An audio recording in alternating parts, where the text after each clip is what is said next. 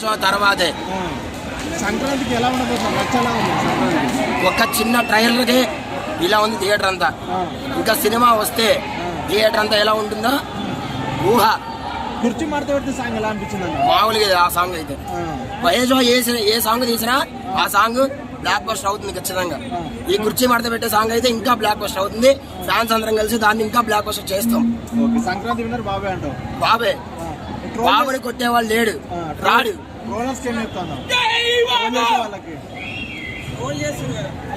ఎవరైతే ట్రోల్ చేస్తారో ఈ సినిమా చూసిన తర్వాత వాళ్ళకి వాళ్ళే ఊహించుకుంటారు, చూసుకుంటారు.